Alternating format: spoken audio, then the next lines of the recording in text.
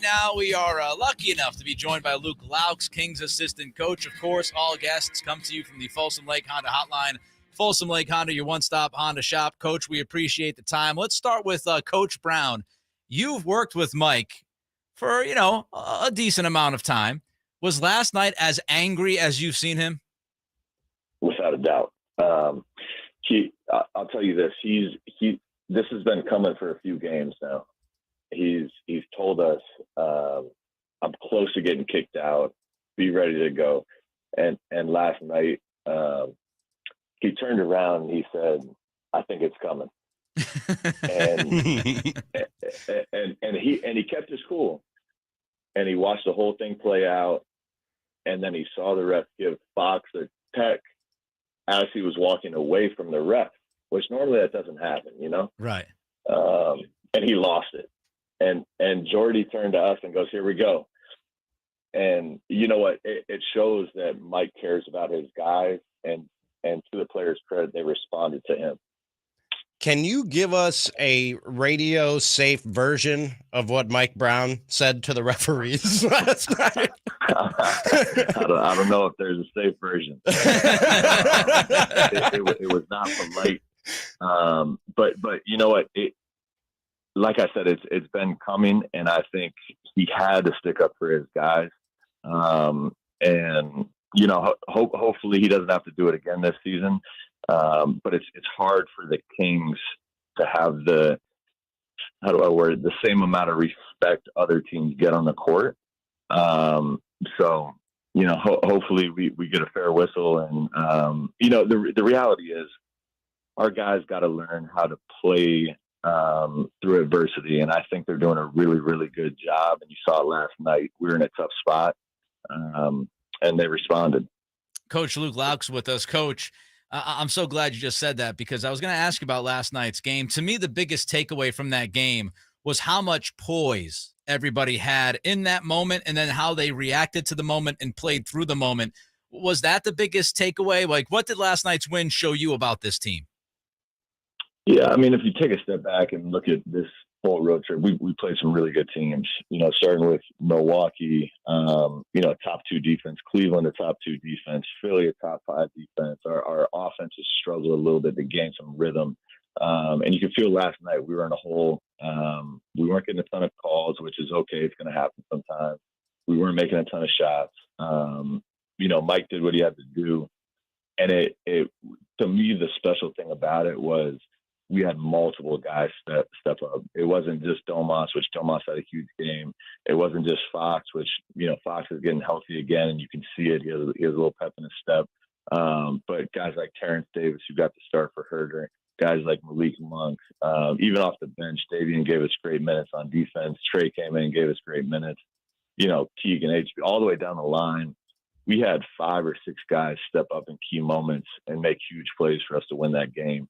And to do that on the end of a back-to-back with international travel, it was really impressive to see. After that game last night, the scene in the locker room, and it's not the first time we've seen something like this post-game in a Kings locker room this season, but Jordy giving the speech and the defensive player, the game chain going to Harrison Barnes and the lights going out and the beams shining. I don't throw around the word special a lot. There's too much hyperbole in our business, Coach. I don't throw around the word special a lot, but I feel like the chemistry or the connection with this Kings team is special and something that Coach Brown and the rest of you guys fostered. Do you think that's accurate? I'm sure you've been in a lot of locker rooms. Yeah, and I have, and I've been fortunate, blessed, whatever you want to call it, to be a part of a few championship teams. And I'm not saying we're as good as any of those teams, but our locker room is as good as those teams. It's healthy. The guys want to fight for each other. They're allowing us to coach them hard, and they're responding to that coaching. They're allowing us, to push them in the right ways. But I think what's most special about this group, and it's a part of all the championships I've been a part of, whether it's at the NBA level or college level, you just said a chemistry. Some people call it culture, but to me, it's a relationship thing. Guys, genuine relationship with each other. Our staff has really good relationships with our players, and even to the front office. I think it's a really tight-knit group that doesn't happen overnight. I mean, this thing's been building since Mike signed on back in May in terms of flying out to go see guys. Well, he's still coaching the NBA Finals, sending coaches to go work out with players all around the country and some even internationally. Those relationships are what foster the chemistry and the culture that you talk about. And it takes a lot of effort, and especially when, as in this road trip, when you hit a wall and you hit some adversity, that's when things can kind of crumble a little bit. And to our players' credit, they've done a great job sticking together. Even last night after the game, I think we had 10 or 11 guys go out to eat with each other after a late game. I mean, that's the stuff that makes, quote unquote winning cultures in the NBA, and you just don't see it every day. Kings assistant coach Luke Loucks with us. He's on the Folsom Lake Honda hotline. Folsom Lake Honda, your one-stop Honda shop. Luke, we all know that you built a relationship with De'Aaron Fox during the offseason. We all know the honeymoon story. As you mentioned, he looked like himself last night. He's shooting 36% from three with much higher volume than in past years. What were some of the things that you worked on, and why has De'Aaron seemingly improved from distance so far this season? Yeah, I think first and foremost, he's been locked in since day one. Since Mike sent me out to go work out with him, he was an open book. And again, I said it earlier, he's allowing us to coach him and coach him hard. We've set a high bar for what we expect, and he's exceeded our expectations. He's been consistent with his work ethic. We've done a few tweaks to his shot. But honestly, outside of the functional tweaks we've made, he's taking the right shots, which to me, if you take the right shots, you're going to get a bump in efficiency immediately. He still takes a couple of tough ones, which sometimes, we need him to take, him and Sabonis as our anchors. But for the most part, he's made the right plays consistently. When he needs to shoot, he shoots. When he needs to pass, he passes. And if you see that from a star player, usually if you have the right spacing, if they're buying into the overall philosophy offensively, you're going to see a spike in efficiency. And I think that's what you're seeing. Whether you're talking about D Fox, or you're talking about Sabonis or Malik Monk or Kevin Huerter, you brought up the term exceeding expectations. And the craziest thing about it to me, Coach, and I've made this point a couple times on the show, is we're still very early in terms of the time that these guys have spent playing together, the time that these guys have spent playing for Coach Brown and the rest of your staff. Do you think we've even seen the best of the Sacramento Kings yet in terms of what this group can do together once things really gel and start clicking? No, it's a good point. And we talk about it as a staff, and we're open with our players too. Even in our 7-game winning streak we had earlier in the season, Mike consistently after all those games, his message was you feel good about winning, because winning's really tough in the NBA. So when you win a game, you got to feel good about it, but also feel good that we have so much room to improve, especially on the defensive side. We started out pretty hot offensively for that stretch, and I think there's still room to grow offensively too as these guys gel and get the chemistry on court and learn more about some of the things we're trying to do, which are, to be honest, it's a little unusual what we're trying to do in the NBA in terms of our spacing and our movement and our cutting. You got to be in really good shape because you really never stop moving, never stop cutting.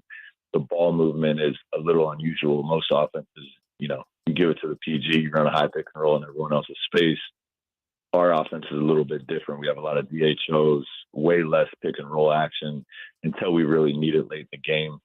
So all of that, and especially on the defensive end, like I said, Mike holds his teams to such a high bar defensively, and there's a nonstop accountability because the way he coaches, there's a philosophy, and everyone knows what they should be doing. And when you don't do your job, you're just going to be held accountable. And I think there's so much room to grow on that side of the ball. And you've seen the strides. I mean, we've gone from 28th. I think we're at 18th or 17th right now. And to me, I think we're going to end up to being somewhere in the 10 to 15 range defensively when it's all said and done, which is a huge credit to our guys, to showing up with the right attitude, the right work ethic, and allowing Mike to coach them. Last one for you, Coach, and we're with Coach Luke Loucks here. There was a 4+ minute stretch last night when Domas was off the floor. You guys went scoreless. You just mentioned about how your offense is different with more DHOs, a lot less pick and roll. Do you feel like you still got to figure out at times what you are offensively when Sabonis has to sit? Yeah, I think that's valid. Sabonis and Fox, they're such a huge part of our offense. And really it's a credit to Monty and Wes Wilcox and his staff of the way they built this thing is, you have Domas, you have Fox, which are huge paint threats, but they can also pass. And then you put a bunch of shooting around those guys and guys that know how to play, know how to cut. And that's where you see a really potent offense. The tricky part is when those guys come off the floor, what's our identity? And we went through this with Golden State too. And when Steph was off the floor, eventually in a lot of those championship runs, we had a veteran presence, whether it was, David West or Sean Livingston or someone to just steady you. And I think our second unit is still finding their way in terms of identity. The one thing they do bring that I really like, I know Mike likes, is a defensive intensity. You talk about, Davion Mitchell. You talk about even Trey Lyles, the way he works and the way he rebounds. KZ, when he gets in the game and he's in the rotation. We have so many guys that can come in with a great amount of energy and hopefully sustain, which is what a second unit should. You can't fall behind. You have to sustain and then let your starters come back in and win the game for you. So I think it's still a work in progress, but I do think as our second unit solidifies itself, you'll see a little more consistency in that regard. Coach, we appreciate your time. Go get one tomorrow. Hopefully come back 3-3, which would be a great road trip, all things considered, and we'll do this again soon. Thank you. Absolutely. Thanks Coach. All right, there goes Coach Luke Loucks. Great conversation with the coach. Said a lot of interesting things there, especially, he's never